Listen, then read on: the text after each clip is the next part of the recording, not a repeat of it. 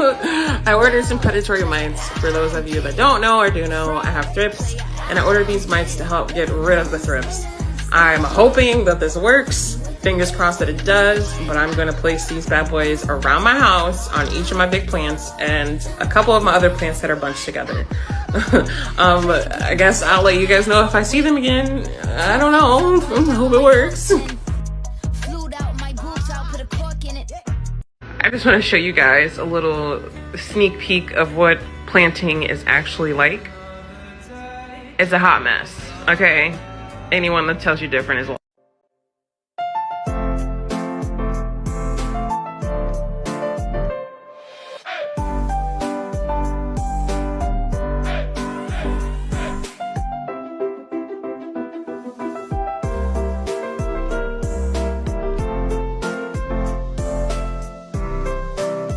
It seems to be a hot topic on TikTok right now, so here's my criteria.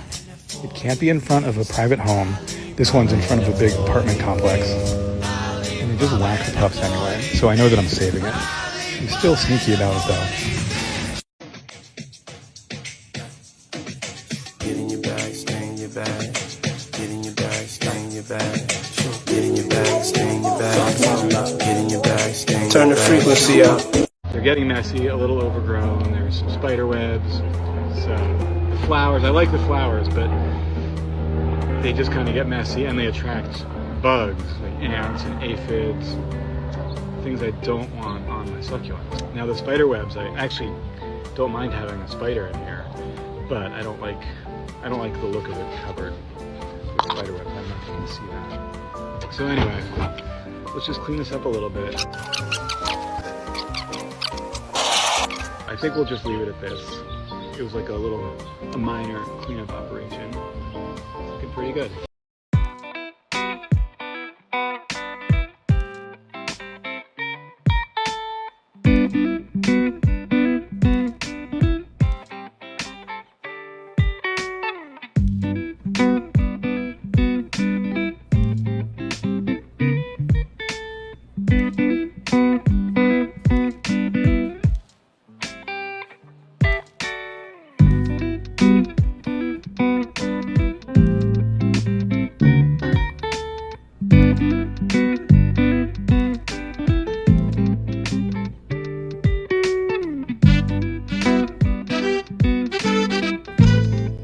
So we're going to chop and propagate my Adansonii, which is going to be a bit of a mission.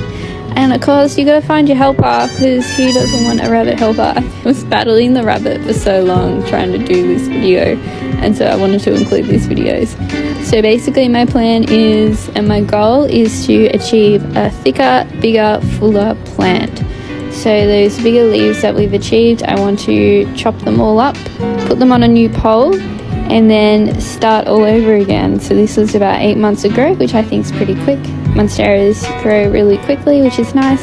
And this is a grow vertical pole, and you just chop these zip ties on the side to open the pole up. And look at those roots, damn, she's fine.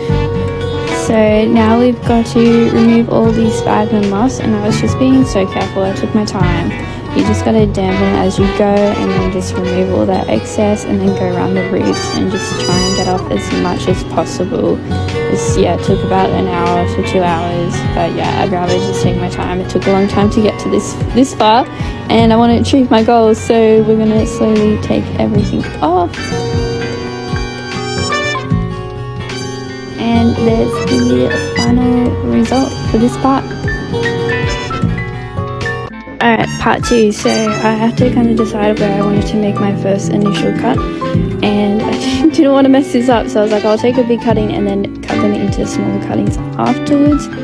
So just continue to remove the moss, and I'm going to reuse that for the next pole. So I find vertical poles are really good for the initial start, because I only had one stem, but now we've got multiple, and I want a really thick full plant, so I'm going to make a bigger moss pole, which is like this round one. It's kind of like what Sydney Plant Guy has done. Go check him out. This is the method that I'm using. So I can put multiple onto the one plant, and I'm just going to zip tie these all together. They're super easy to make, but a little fiddly, but worth it. And yeah, part 3 coming up. What to do when your plant mail arrives. So first thing you're going to do is document these plants. These plants are in good condition, they are healthy, they're from Seed and Shovel if you're looking for plants. But yeah, you're going to document your plants so you can contact the seller if they're not in good condition, so you can get their advice.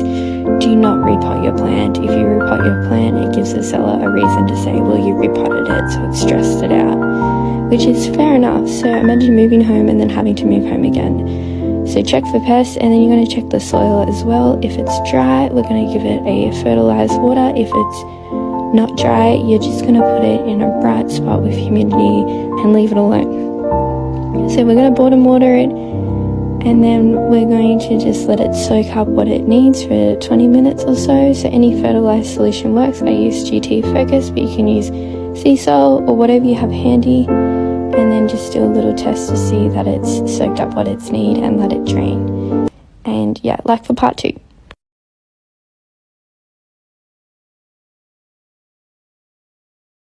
So I decided if for my syngonium mojito we're going to chop and propagate it. So I'm going to cut all the nodes because it's still on the pole, and then we're going to have to remove the pole from the pot so we can open up the moss pole and remove those cuttings out, which is super easy to do. I just wanted to show you guys. And then this little guy turned up. He scared the life out of me, but he's so cute. So yeah, here's the back of the pole with all the roots. So these can just be planted straight into the pot. And then for the excess, there's a little syngonium family over my balcony, so I'm going to go down there and plant them in there. I got this about a month ago. It was half the size, and she's finally giving me new leaves for the past couple of weeks, so I'm super happy. Yeah. I don't know if I should put her on a trellis or not. What do you guys think? If you're not real, then how come I feel this way? Little babies, come here. Come here. Oh, little baby.